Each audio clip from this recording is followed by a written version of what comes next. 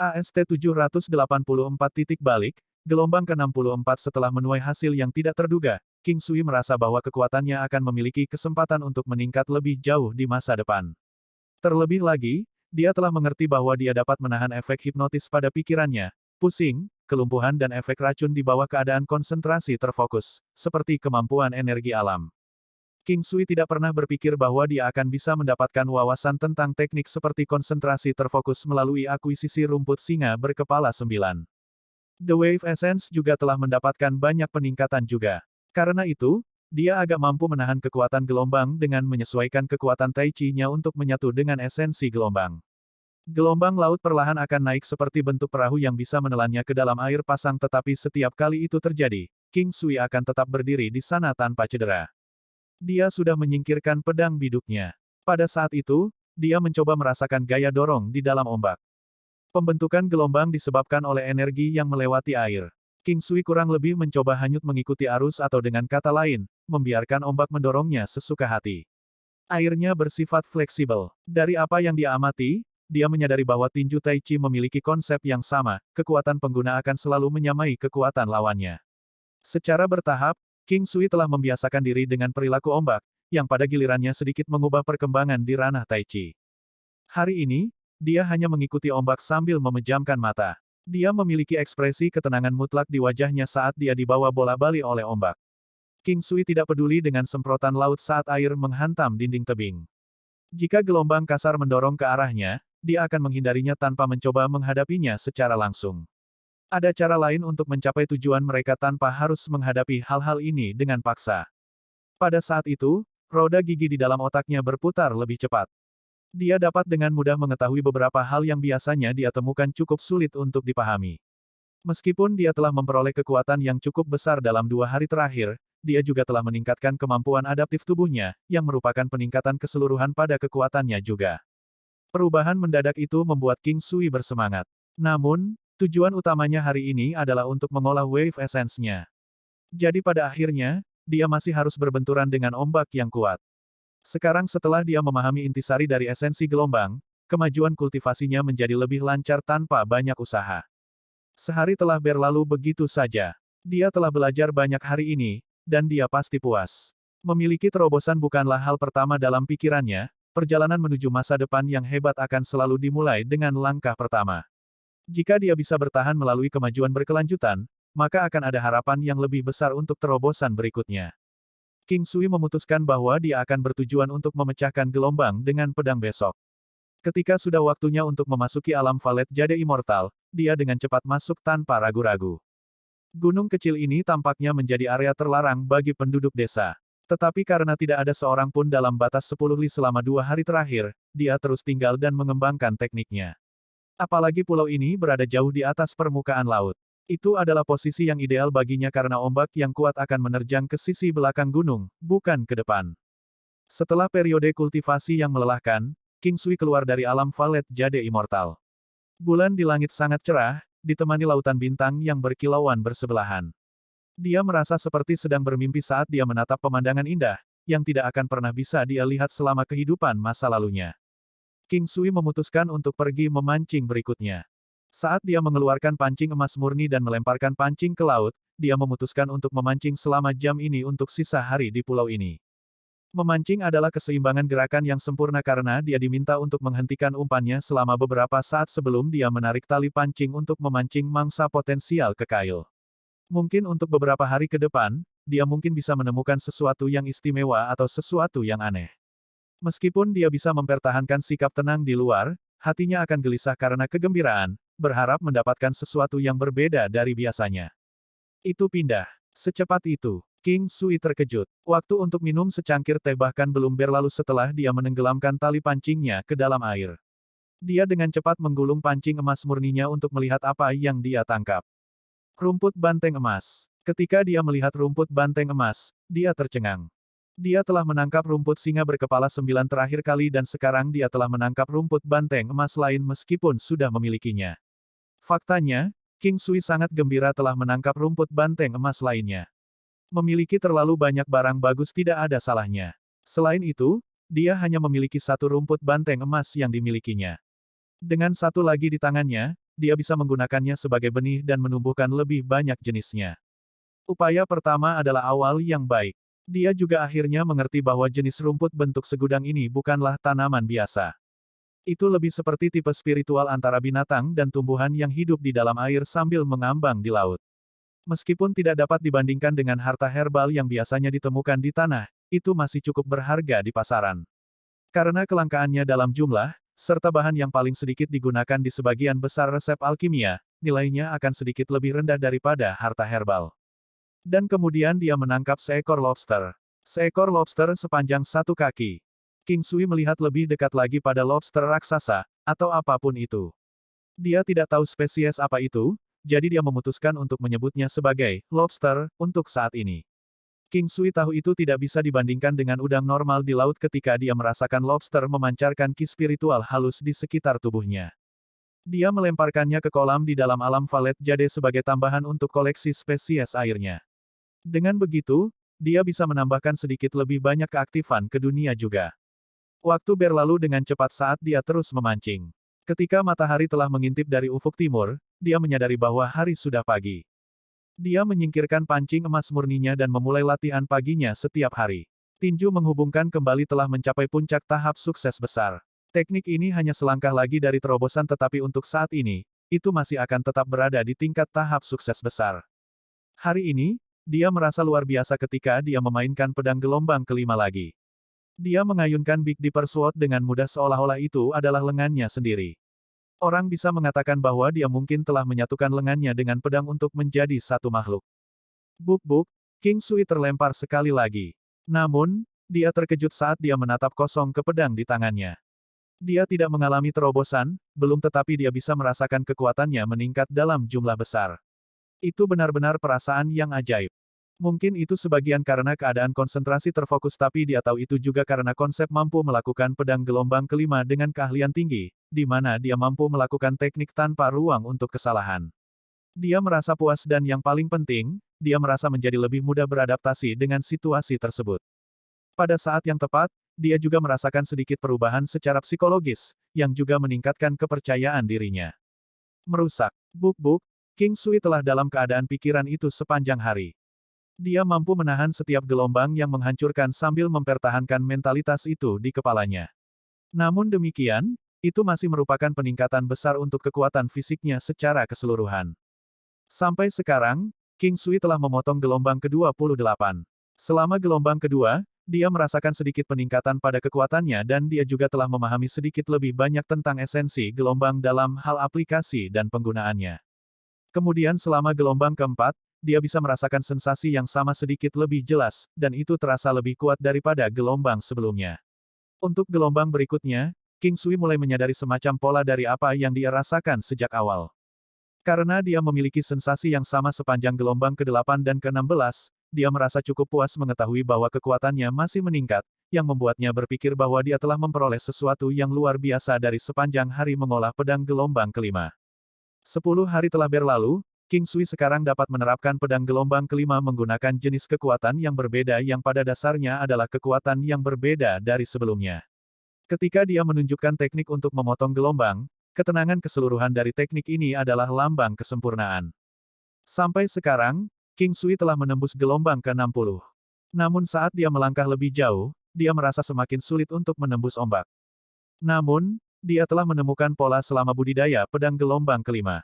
Ketika dia telah menembus sekitar 4 gelombang pada awalnya, dia tampaknya telah membuka semacam penghalang pada esensi gelombang kedua. Saat dia melewati gelombang 8, itu adalah esensi gelombang ketiga. Melalui gelombang ke-16, itu adalah esensi gelombang keempat, dan di sekitar gelombang ke-32, esensi gelombang kelima dibuka.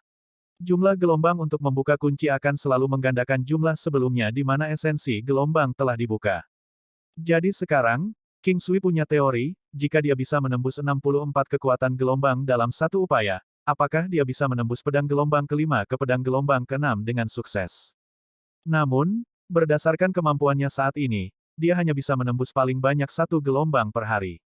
Meskipun dia sudah mencapai kultivasi gelombang kelima, 1 gelombang per hari adalah yang paling bisa dia kumpulkan. Jika dia masih di gelombang keempat, dia akan membutuhkan sekitar 1,5 bulan ekstra untuk menembus gelombang ke-33. Pedang gelombang kelima sudah mencapai puncaknya, jadi dia akan membutuhkan sekitar seminggu lebih banyak waktu untuk dapat menembus 4 gelombang terakhir. Karena dia telah tinggal cukup lama, tidak masalah jika dia tinggal sedikit lebih lama.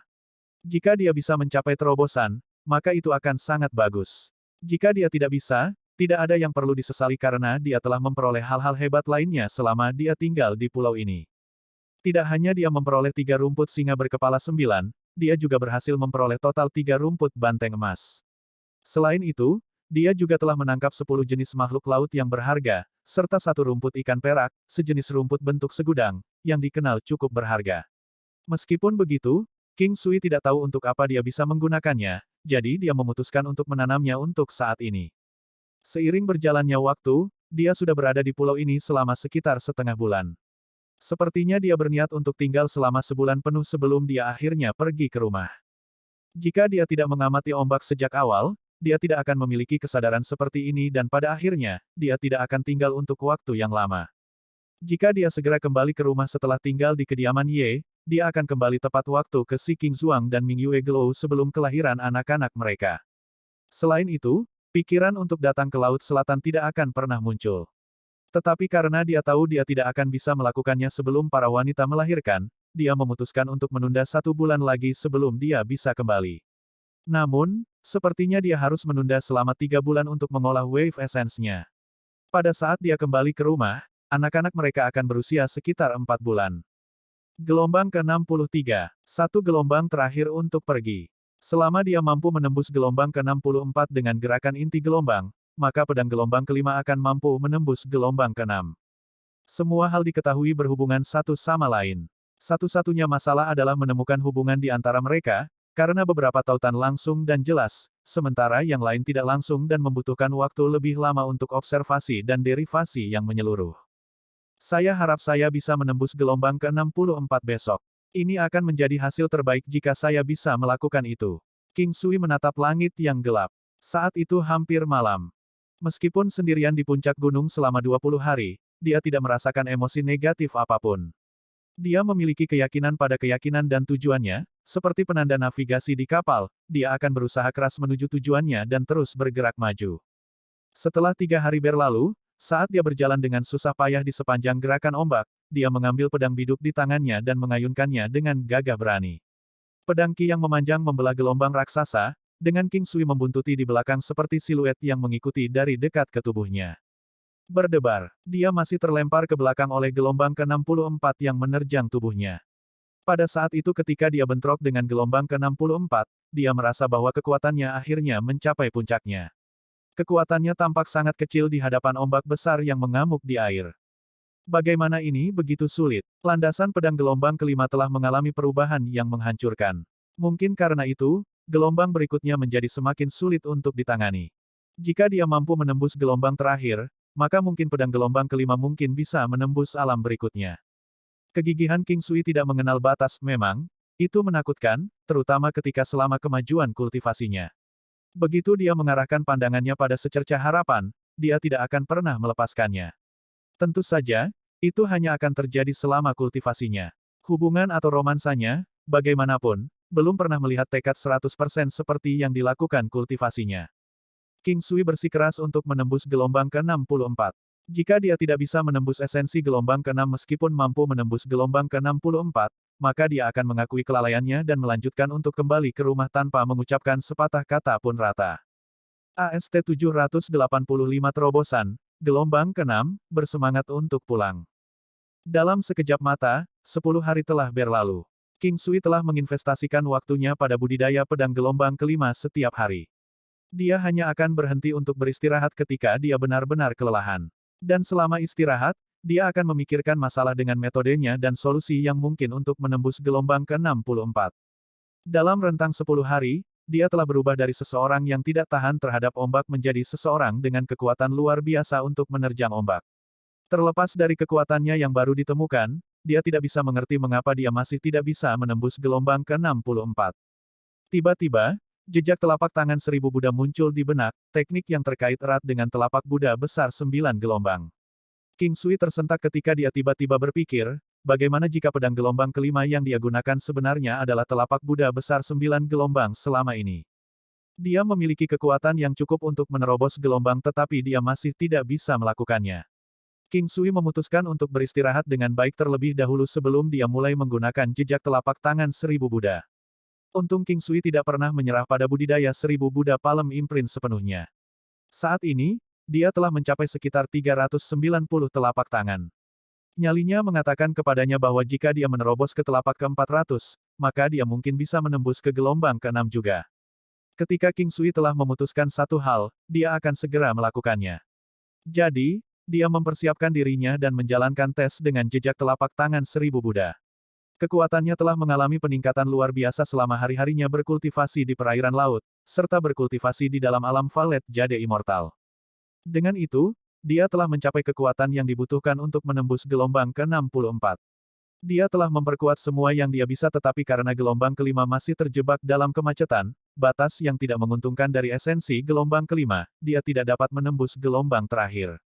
Namun demikian, King Sui sudah mengharapkan hasil ini. Ketika dia terakhir kali mengembangkan jejak telapak tangan 1000 Buddha, itu berada di tanda telapak tangan ke-350. Namun dalam kurun waktu 1 bulan, dia telah menembus tanda telapak tangan ke-390. Karena itu, King Sui berspekulasi bahwa peningkatan pesat teknik ini disebabkan oleh kultivasinya dengan ombak. Karena esensi gelombang telah meningkat, jejak telapak tangan 1000 Buddha juga dapat meningkat dengan kecepatan yang saleh. King Sui sangat terkejut dengan peningkatan tersebut. Dia merasa bahwa dia akan dapat membiarkan esensi gelombang menembus ke gelombang ke-6 selama dia bisa mencapai tanda telapak tangan ke-400. Karena alam Valet Jade Immortal ada di tangannya, dia akan mampu mengolah jejak telapak tangan 1000 Buddha dengan cukup, yang akan menghemat banyak waktu. Namun, dia masih punya sedikit waktu lagi. Namun, King Sui belum mau berpisah dengan lokasi yang begitu bagus, jadi dia memutuskan bahwa dia akan pergi setelah dia berhasil menembus gelombang ke-6. Mereka sudah berada di sini selama sebulan, jadi tidak masalah jika mereka tinggal lebih lama dari itu. Selain itu, tidak akan memakan waktu terlalu lama selama dia memiliki alam Valet Jade Immortal untuk dilatih. Setelah 2 hari berlalu, King Sui akhirnya mencapai telapak tangan ke-399. Namun, dia masih tidak dapat menautkan ke telapak ke-400 tidak peduli seberapa keras dia mencoba. Ini membuat King Sui bingung dan cemas. Lain hari, pagi yang lain, King Sui telah membuat keputusan bahwa hari ini akan menjadi hari terakhir mereka akan tinggal di Laut Selatan. Pada dasarnya tidak ada lagi tunjangan waktu untuk tinggal lebih lama lagi. Jika dia masih tidak dapat mencapai terobosan, maka dia akan kembali ke rumah dan menunggu terobosan terjadi secara perlahan. Setelah banyak demonstrasi jejak telapak tangan Buddha 1000, tidak ada satupun yang berhasil. King Sui tidak pernah menjadi orang yang sedih tetapi dia masih bisa sedikit kecewa ketika dia bertemu dengan banyak kegagalan. Ketika dia melihat ke langit, hari sudah lewat sore, jadi dia memutuskan untuk mencoba sekali lagi sebelum berangkat ke rumah. King Sui mengeluarkan pedang biduk dan menenggelamkan separuh tubuhnya ke dalam air dingin, yang mengejutkan, terasa cukup nyaman. Kemudian, dia meningkatkan auranya dan mengeluarkan teriakan yang panjang dan nyaring. Dengan pedang gelombang kelima, dia telah memecahkan serangkaian gelombang seperti kilatan petir. Aura perkasa meresap ke lingkungan dari tubuh King Sui saat dia terus menerobos ombak. Dia bergerak dalam gerakan yang fleksibel, namun dengan kekuatan yang luar biasa. Setiap kali dia maju ke gelombang berikutnya, dia akan mengedarkan kekuatannya secara maksimal, namun dia tidak menyia-nyiakan sedikit kekuatannya saat dia membelah perairan yang menghancurkan. Istirahat, istirahat, istirahat. Dalam sekejap, dia telah mencapai gelombang ke-64. King Sui meraung keras saat dia menyambut gelombang raksasa dengan pedang. Namun, ombak itu tidak pecah dan membenturkan airnya yang dahsyat ke arah King Sui. Meskipun usahanya gagal, King Sui masih terkesan bahwa gelombang itu mampu mendorongnya kembali ke titik awal meskipun berbenturan dengan kekuatan-kekuatan yang sangat besar. Mengapa? Apakah karena jejak telapak tangan 1000 Buddha belum memiliki terobosan? Petik 2. Setelah dia menyesuaikan emosinya dan mendapatkan kembali ketenangannya, King Sui menghadapi gelombang sekali lagi. Dia bergegas menuju serangkaian gelombang dengan kecepatan lebih cepat dan saat dia mencapai gelombang ke-64, dia bisa merasakan esensi gelombang berkurang dalam jumlah besar. Namun, dia masih bisa merasakan kekuatan di dalam dirinya tetapi pada akhirnya, dia tidak bisa melepaskannya. Gelombang raksasa naik seperti gunung yang menjulang tinggi dan mengalir ke atasnya dengan kekuatan air terjun. Tidak, dia tidak yakin sama sekali. Dia tidak mau menyerah, namun dia tahu bahwa ini adalah batas dari gelombang kelima. Aku akan mencapai terobosan untuk jejak telapak tangan 1000 Buddha sekarang. King Sui berteriak tiba-tiba dan dengan cepat menggunakan jejak telapak tangan 1000 Buddha di lengannya yang kelelahan. Kemudian dia bergegas menuju ombak dengan pedang biduk di satu tangan. Dia bisa merasakan kekuatannya meningkat pesat dengan kecepatan tinggi, yang juga sedikit mengejutkan King Sui. King Sui tidak berpikir bahwa jejak telapak tangan 1000 Buddha kali ini akan diartikulasikan secepat ini. Dia mencoba teknik itu sekali lagi dalam satu tarikan napas, kemudian melepaskan kekuatan dan aura yang luar biasa dari tubuhnya. Merusak. Pedang Ki yang luar biasa yang lebih besar dari yang sebelumnya tiba-tiba muncul dan melintas melalui gelombang, meledakkan air yang menjulang tinggi saat gelombang menyebar. King Sui bisa merasakan bahwa dia telah kehilangan sejumlah besar kekuatan dalam sekejap tetapi yang mengejutkan, dia merasa cukup santai dan nyaman. Seolah-olah dia merasa puas dari minum secangkir air yang menyegarkan setelah tidak meminumnya dalam 10 tahun. Rasa puasnya tak terlukiskan. Dengan kombinasi sepersekian detik dari gelombang kelima yang kelelahan dan jejak telapak tangan 1000 Buddha yang telah mencapai kemacetan, dia akhirnya mencapai terobosan, begitu saja. Gelombang laut yang mengamuk mungkin telah berkontribusi pada terobosan juga. Agar terobosan terjadi, kekuatan harus diprioritaskan, yang kemudian diikuti oleh peluang dan pengalaman. Semakin kuat penghalang dan hambatan teknik, semakin besar peluang yang dibutuhkan seseorang untuk mencapai terobosan. Semuanya memiliki hubungan, terkadang satu langkah atau tindakan kecil dapat mengarah pada kemungkinan terobosan yang lebih tinggi. Terkadang, seseorang tidak akan pernah bisa mencapai terobosan dalam hidup mereka terlepas dari usaha atau pengalaman mereka. King Sui dibawa kembali ke titik awal oleh gelombang, membuatnya tampak seperti semuanya adalah mimpi. Namun, dia tahu terobosan itu memang terjadi tetapi untuk membuktikan maksudnya, dia memutuskan dia akan menggunakan pedang gelombang kelima sekali lagi. King Sui mampu melepaskan pedangnya dengan mudah, menunjukkan kekuatan yang jelas lebih kuat dari gelombang kelima. Satu perbedaan level antara esensi gelombang dapat membawa perubahan radikal pada situasi. Jika kekuatannya meningkat, esensi gelombang akan mengikuti juga. Istirahat, istirahat, istirahat. Seperti yang diharapkan, dia telah memperoleh pedang gelombang ke-6. Dengan kekuatan dahsyat dari esensi gelombang, dia merasa seolah-olah dia bisa menghancurkan gunung dengan mudah. Terlebih lagi, kapanpun dia perlu menggunakan pedang gelombang kelima, itu akan memakan waktu lama sebelum bisa dilepaskan. King Sui senang mengetahui bahwa waktu persiapan telah dipersingkat untuk gelombang ke-6. Ini kurang lebih waktu yang sama yang dibutuhkan untuk gelombang ke-4 atau bahkan mungkin lebih pendek dari gelombang ke-4 itu sendiri. King Sui sangat puas dengan gelombang ke-6, mengetahui bahwa dia telah memperoleh gerakan membunuh yang kuat untuk digunakan dalam pertempuran di masa depan. Esensi gelombang yang sombong ini bukanlah lelucon, itu bisa langsung melenyapkan lawan dengan kekuatan yang sama dalam sekejap. Gelombang ke-6, gelombang demi gelombang. Setelah itu, King Sui mulai menunjukkan satu putaran jejak telapak tangan Buddha 1000. Seperti yang dia duga, dia akhirnya mencapai telapak tangan ke-400 dengan sukses. Setelah tinggal di perairan untuk sementara waktu, dia memutuskan untuk kembali ke pantai menggunakan 9 langkah benua. Dia terbang ke udara dan melesat ke depan 100.000 li dalam sekejap. Ketika waktunya tepat, King Sui membawa burung api dan langsung pergi ke alam Valet Jade Immortal. Sudah tengah malam ketika dia akhirnya keluar dari dunia. Tanpa ragu, dia dengan cepat terbang ke utara untuk bertemu dengan Chang Wuya dan yang lainnya. Fajar menjulang saat King Sui mendarat di pantai tempat para senior tinggal. Meskipun ini masih malam hari, banyak orang sudah pergi ke laut. Itu adalah kejadian biasa karena mereka lebih suka keluar saat langit masih gelap. Ada juga pria dan wanita di pantai. Adapun apa yang mereka lakukan, itu sudah cukup jelas dari suara yang mereka buat di pantai yang tenang. Tenda masih dalam kondisi baik ketika dia tiba. Dia mengaktifkan sense spiritualnya untuk memeriksa para tetua. Setelah mengetahui mereka aman dan sehat, dia memutuskan untuk berbaring di pantai agar dia tidak mengganggu tidur mereka. Suara deburan ombak yang menerjang pantai begitu menenangkan di telinganya. Ketika dia berpikir untuk pergi dari sini setelah matahari terbit, dia bersemangat dan cemas. Jika dia bisa, dia akan langsung kembali ke benua Green Cloud secepat mungkin. Setelah King Sui selesai berlatih Tai Chi Fis paginya, Chang Wuya dan para tetua berjalan keluar dari tenda. Ketika mereka melihat King Sui di depan mereka, mereka tampak terkejut. Chang Wuya bertanya dengan heran, "Kapan kamu kembali?" "Belum lama ini." King Sui tertawa. "Bagaimana hasilnya?" tanya Chang Wuya dengan mata prihatin. Tidak buruk." King Sui pada dasarnya menegaskan bahwa dia berhasil dengan terobosannya, meskipun secara tidak langsung. "Kapan kita akan kembali?" tanya Chang Wuya.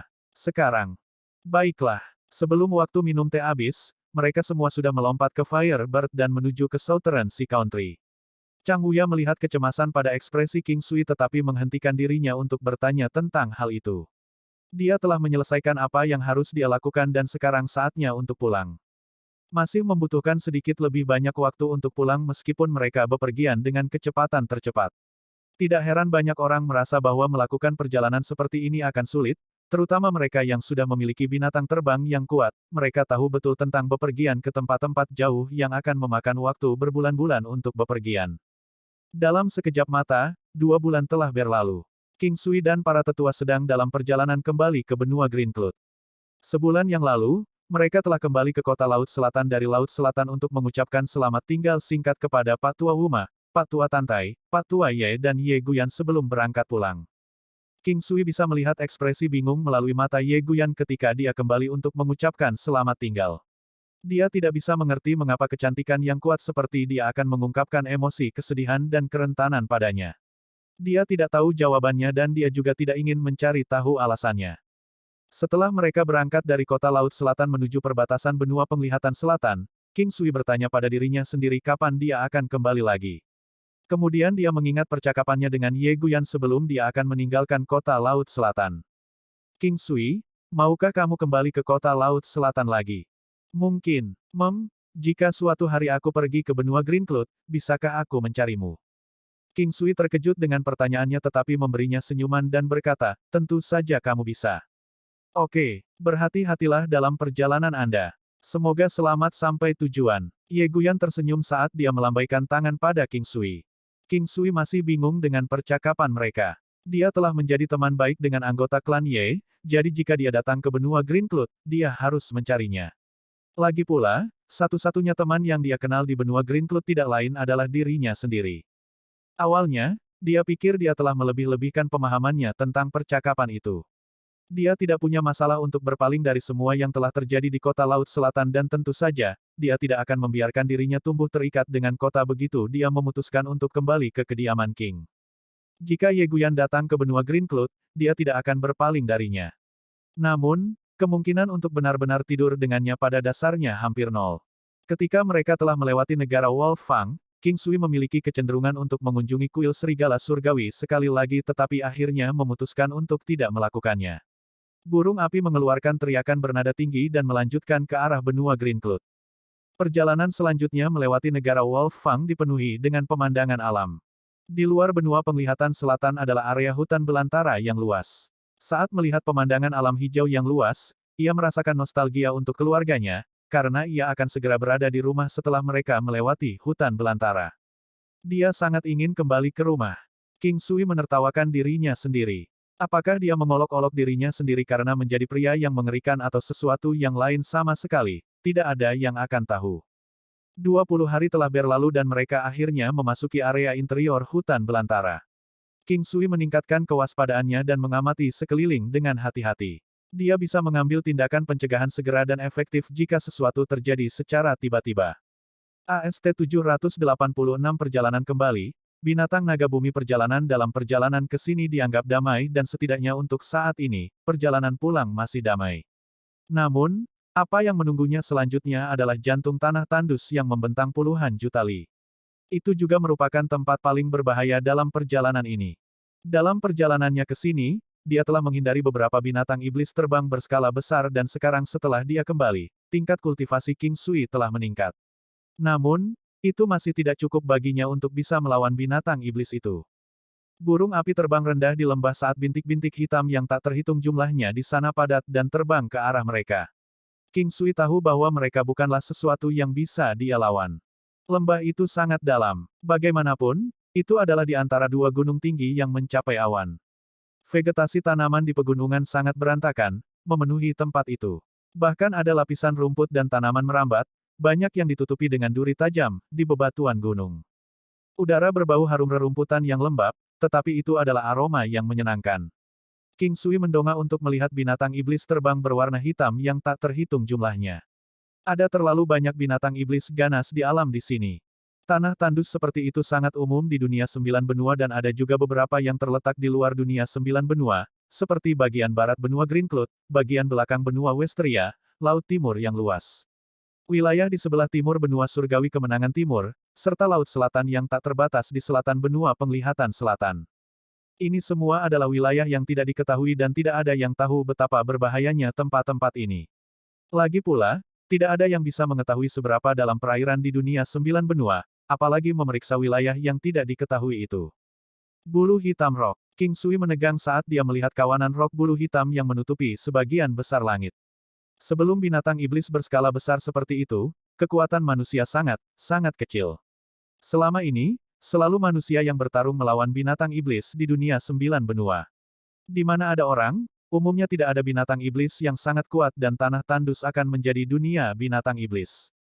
Black Feather Rock adalah sejenis binatang iblis bertipe rock. Ukurannya sekitar 50 meter, tubuhnya hitam pekat seperti tinta. Itu bisa menyerap sinar matahari untuk memperkuat budidayanya dan serangannya mengandung racun yang dikaitkan dengan api.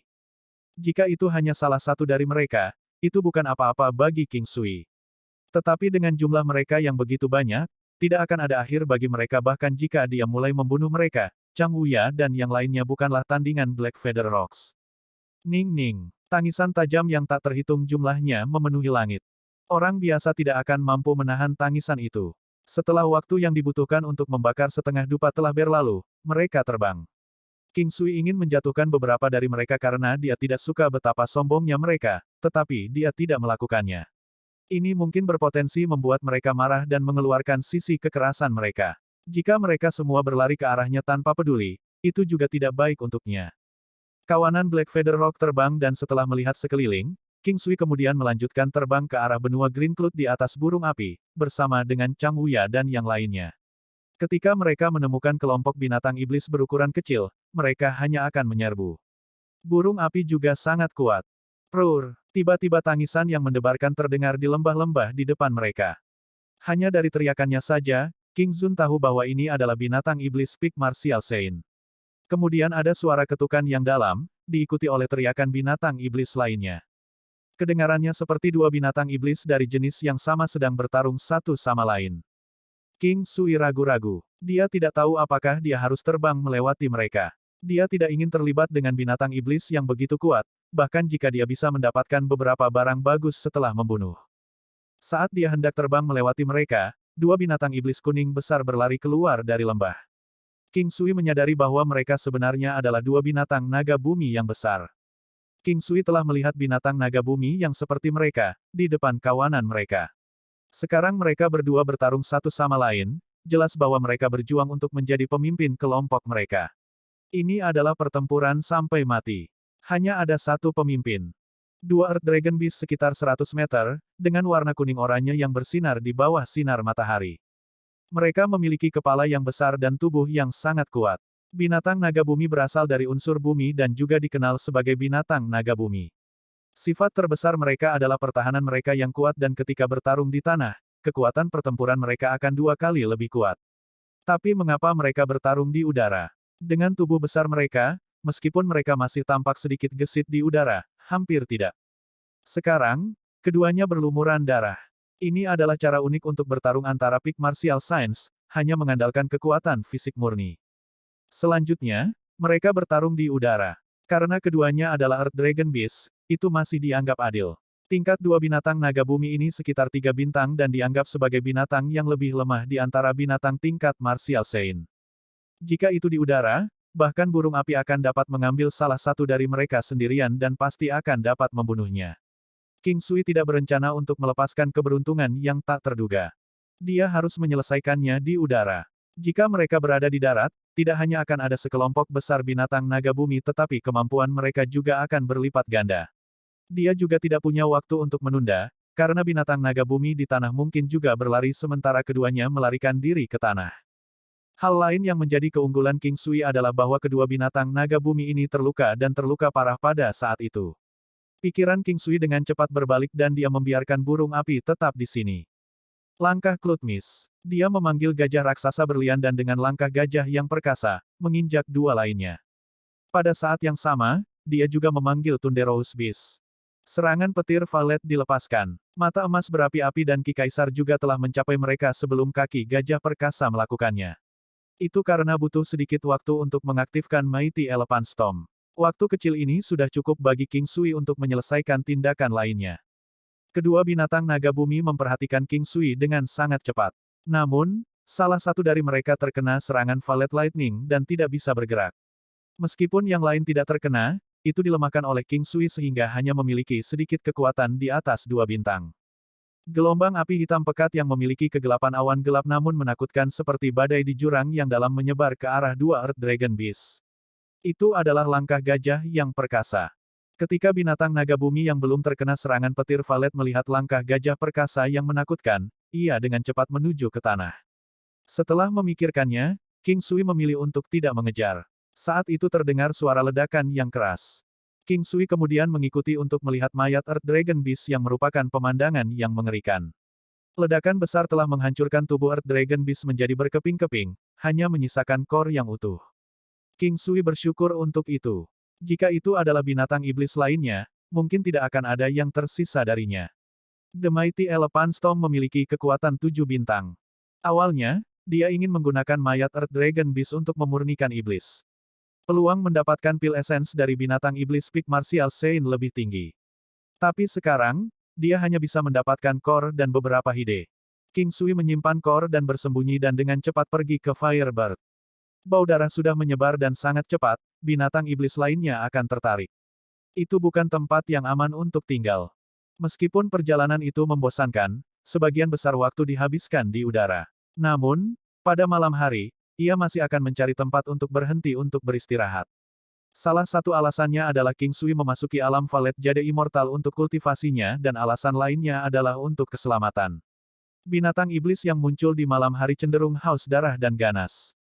Ada kalanya dia harus menghindar dari bahaya dan ada juga saat dia dikelilingi oleh binatang iblis dan harus dengan paksa berjuang untuk keluar. Ada juga saat di mana dia dikejar cukup lama oleh sekelompok binatang iblis. Itu adalah semut hijau dan hanya berukuran sekitar 1 kaki. Namun, mereka sangat berbisa dan kecepatan terbang mereka sangat cepat.